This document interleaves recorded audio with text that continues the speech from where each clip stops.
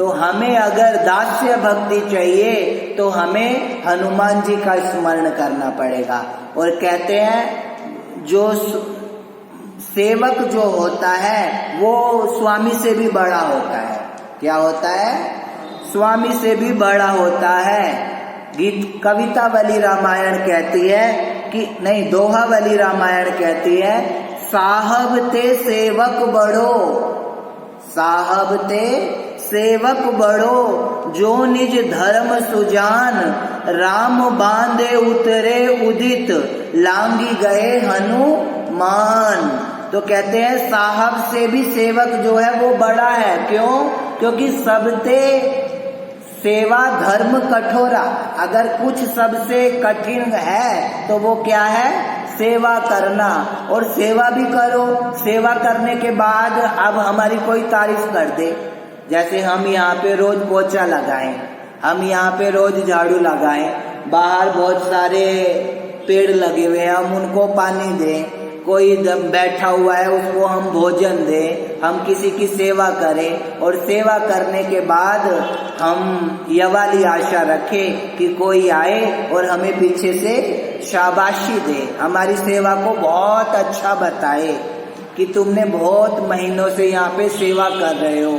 इससे तुम्हारे मन में जो खुशी होगी ना, एक मिनट के लिए, 2 मिनट के लिए इसकी जो खुशी होगी उसको कहते हैं राग। क्या कहते हैं? राग।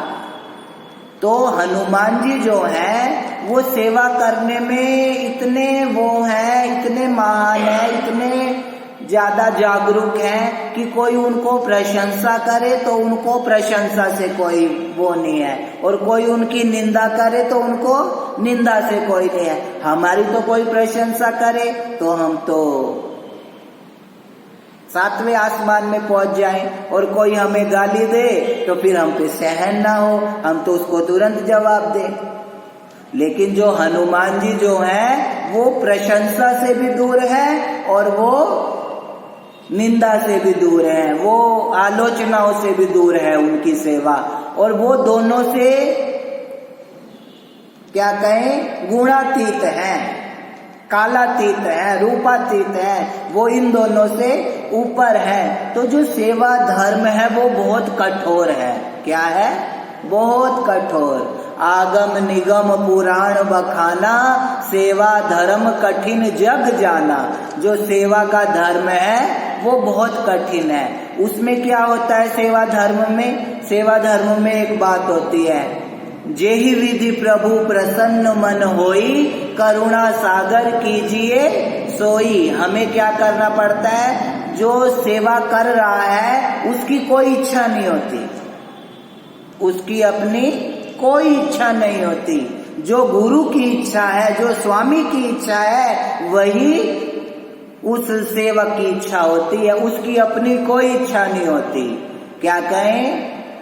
एक दोहा है, राजी है हम उसी में जिसमें तेरी रजा है, यहाँ तो यूं भी वाह है और यूं भी वाह है। तो जो सेवक है उसकी यही इच्छा होती है, जय विधि प्रभु प्रसन्न मन होई, करुणा सागर कीजिए सोई। तो जो दास्य भक्ति के आचार्य हैं उनका नाम है हनुमान जी महाराज, और सेवा करके इन गुणों को अच्छी तरह से अपने जीवन में जी के, आचरण में उतार के, सेवा को उनका अच्छे से मनन करके और प्रेम पूर्वक और श्रद्धा पूर्वक जो सेवा करता है उसके भीतर दास्य भक्ति आती है। और ऐसे दास्य भक्ति के प्रणेता हैं श्री हनुमान जी महाराज। राम जी में तो कुल 4 गुण हैं। कितने? 4 गुण। और हनुमान जी में 8 गुण हैं।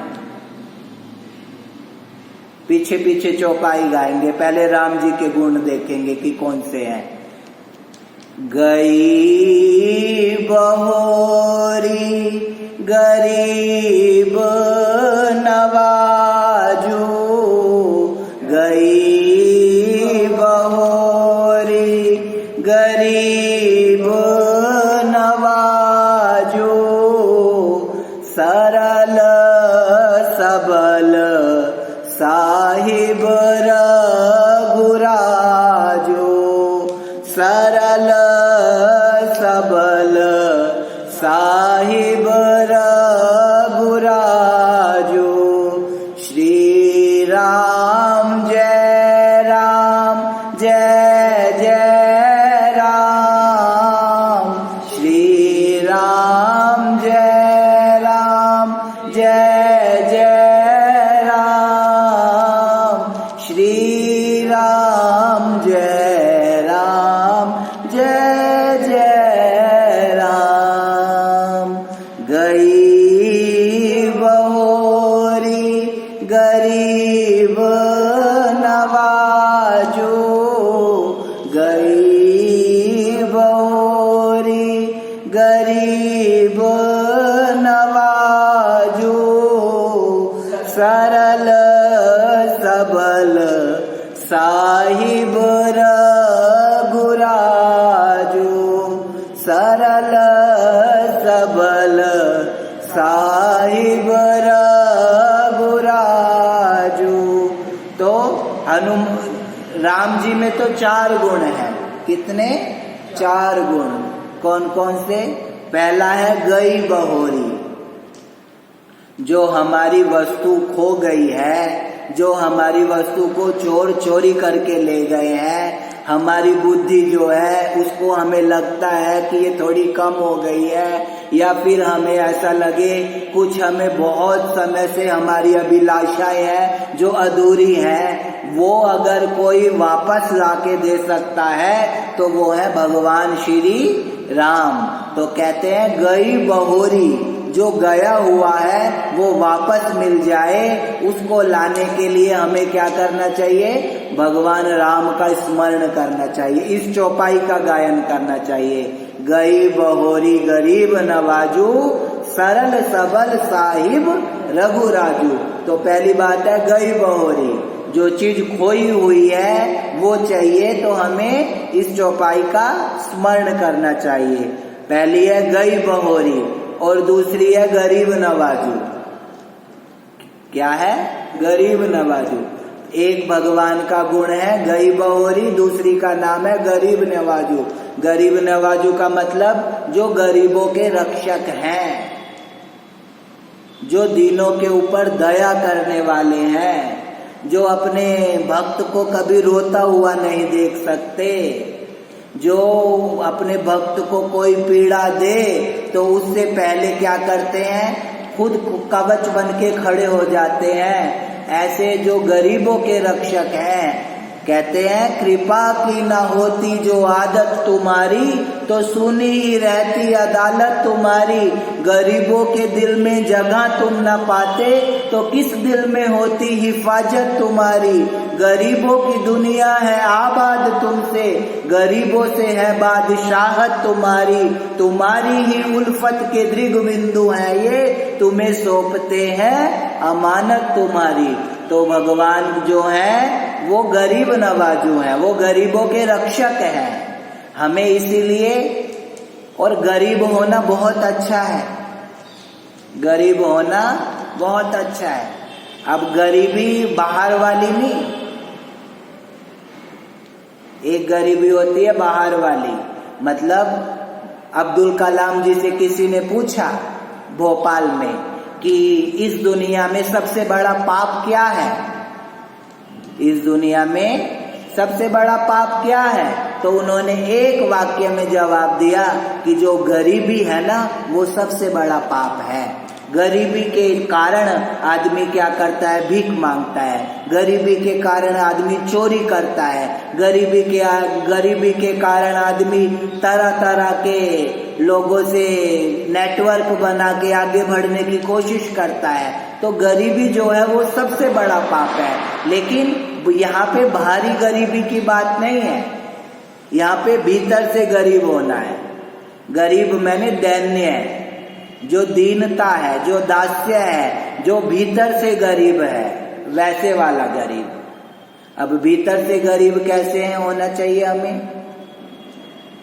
कैसे हो भीतर से गरीब? भगवान की जो भक्ति है, उस जैसे कृष्ण जी के पास में गाय हैं, कृष्ण जी के पास में गाय हैं, शंकर जी के पास में नंदी है, और क्या कहें माता भवानी के पास में शेर है। ऐसे भक्ति का भी एक सिंहासन है।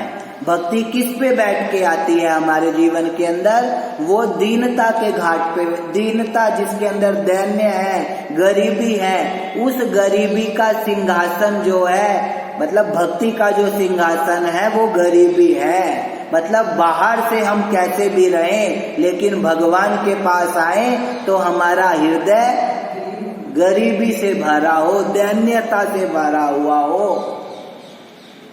तो जो दीनता है, उस दीनता के जो रक्षक हैं वो कौन है? भगवान राम, गरीब नवाजू। और तीसरी बात कही, साहिब सरल, गई बहोरी गरीब नवाजू, सरल सरल सबल साहिब रघुराजू। भगवान राम कैसे हैं? एक तो सबके मालिक हैं। क्या है? सबके मालिक है। इस दुनिया में कोई ऐसा नहीं है जो उनका गुलाम ना हो, सबके मालिक है वो। और इससे सबसे अच्छा है कि वो हमारे मालिक है। हम सोचे कि हम हमारे, तुम अपने घर के तो मालिक हो सकते हो, तुम ये तो कह सकते हो ये सब मेरा मेरा मेरा मेरा मेरा मेरा, लेकिन तुम्हारी मालकियत सिर्फ इस, जब तक तुम्हारा शरीर है तब तक ही तुम्हारी मालकियत है। लेकिन इसके बाद जिस दिन ये शरीर पूरा हो जाएगा, जो इस शरीर का मालिक है वो तुम्हें ले जाएगा अपने धाम को। तो हम सबका मालिक कौन है? भगवान राम। तो कहा सबके मालिक है और ईश्वर है। क्या है? ईश्वर है। जो ईश्वर अंश जीव अविनाशी, चेतन अमल सहज सुख राशि। उस वो जो ईश्वर है, हम क्या है? उन्हीं के अंश हैं। क्या है? उन्हीं के अंश हैं हम। लेकिन हमारी जो बुद्धि है, हमारी जो विचार है, जब वो बहिर्मुख हो जाते हैं तो फिर क्या होता है? वो ईश्वर को भूल जाते हैं। इसीलिए रोज सत्संग करने के लिए इसी के लिए कहा कि जो बाहर से भीतर की ओर आए, जो बाहर से भीतर की ओर आए, मतलब संसार से स्वयं की ओर लाए, उसका नाम है सत्संग। और उस सत्संग को पाने के लिए ईश्वर की आराधना करना जो है वो बहुत जरूरी है। तो ईश्वर है और सरल है। क्या है? सरल, भोला है, चतुर नहीं है। और आज का समाज जो है वो चतुर है, सरल नहीं है। और जो बस साधु की एक ही व्याख्या है कि जो सरल है उसका नाम साधु है। और सरल होना बहुत कठिन है। होशियार होना तो बहुत जल्दी आदमी हो जाता है, लेकिन सरल होना बहुत कठिन है। और सरल होने के लिए हम क्या करें? सरल होने के लिए जो सरल महापुरुष हैं, सरल स्वभाव न मन कटुलाई, जथा लाभ संतोष सदाई। जिनका जो स्वभाव है वो सरल है, उनके चेहरे में ही सरलता दिखती है। और हमारा चेहरा देखो, चतुर भंडारी हम ही लगते हैं सबसे बड़े। क्यों? देखो, कम से कम 70 साल के तो ऊपर की महाराज जी की ये प्रतिमा होगी, 70 साल से तो ज्यादा की होगी। लेकिन अभी बुढ़ापे में भी कितने सरल से दिखते हैं। बनाने वाले ने भी कितनी सुंदर बनाई है। और ये जो सरलता है ये भजन से आती है। तो सरल स्वभाव न मन कटुलाई, और स्वभाव के ऊपर विजय पाना। एक होता है भाव, एक होता है कुभाव, और एक होता है स्वभाव, और एक होता है प्रभाव। लो, 100 साल से भी ऊपर के हैं और तब उनकी प्रतिमा बनाई गई। और देखो 100 साल में भी बच्चे जैसे दिखते हैं, बच्चे जैसी सरलता है। भगवान राम जब मिथिला में नगर घूमने गए कि भाई आज मैं मिथिला का दर्शन कर लूं, तो जो छोटे छोटे बच्चे थे ना, वो तो उनका हाथ पकड़ लिया राम जी का, आओ आओ हमारे घर में आओ, हमारे घर में आओ, हमारे घर में आओ, हमारे घर में आओ। तो बच्चे तो सरल, और बच्चे तो हाथ पकड़ पकड़ के ठाकुर जी को अपने घर में ले जा रहे हैं। तो जो ऊपर स्त्रियां खड़ी हुई हैं, अटारियों के ऊपर महिलाएं खड़ी हुई हैं। अब वो महिलाएं तो घर से बाहर निकल नहीं सकती क्योंकि घूंघट में रहती है, पर्दे में रहती है, कैसे बाहर निकल के दर्शन करें। तो उन्होंने क्या किया, अपनी अटारियों पर खड़ी हो गई, और अटारियों पर खड़े होने के बाद अपना घूंघट उठा के और ऐसे राम का दर्शन करती हैं। फिर क्या हुआ कि एक बहुत चतुर सास थी, एक बहुत चतुर सास थी।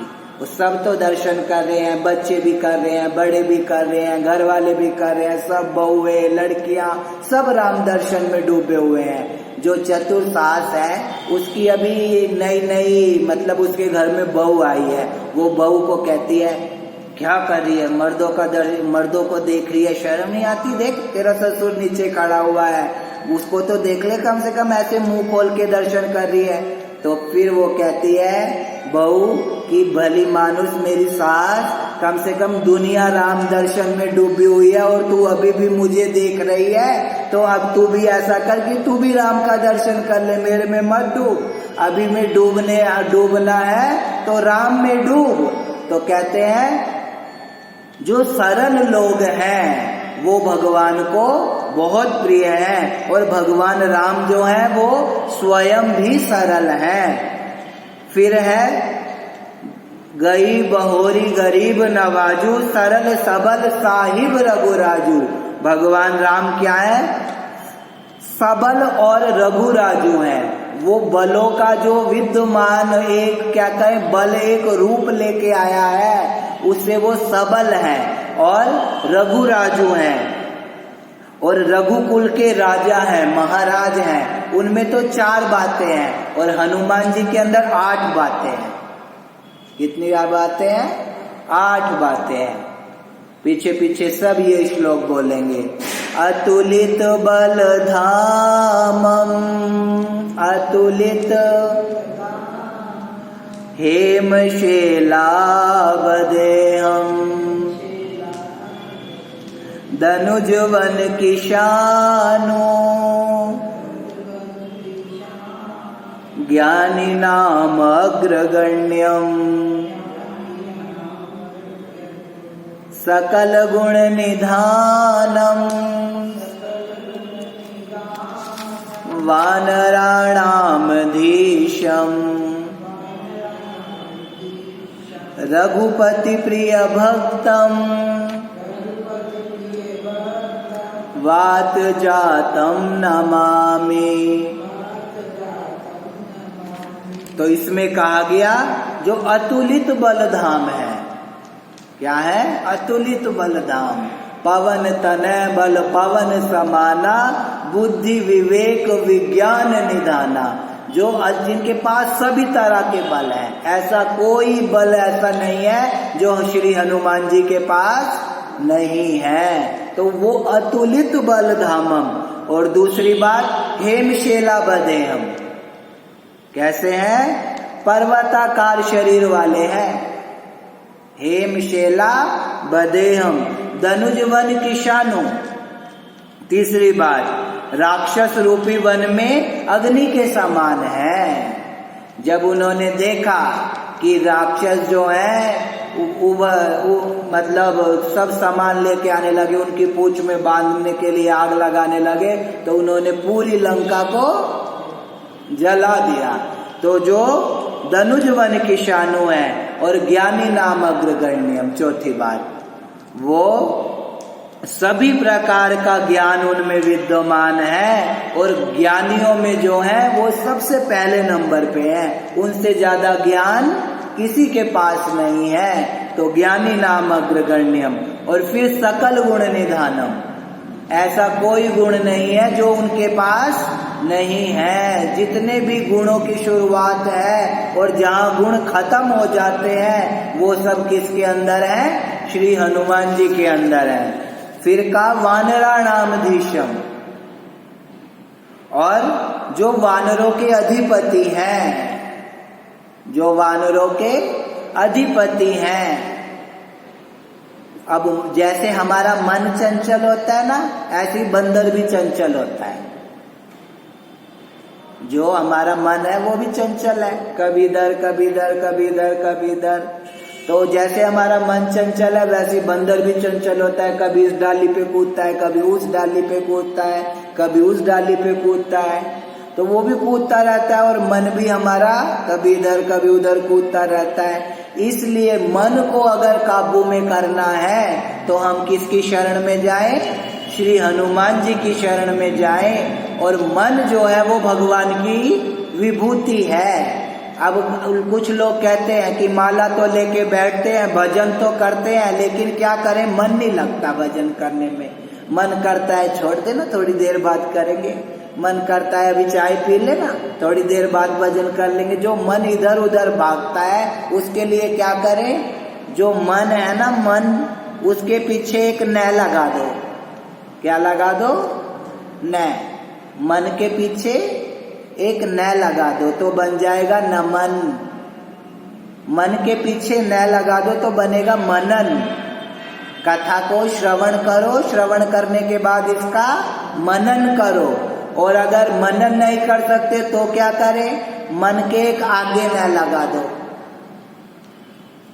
मन के एक आगे न लगा दो तो फिर क्या बन जाएगा? नमन। या तो नमन करो या मनन करो, उससे मन जो है वो काबू में आ जाएगा।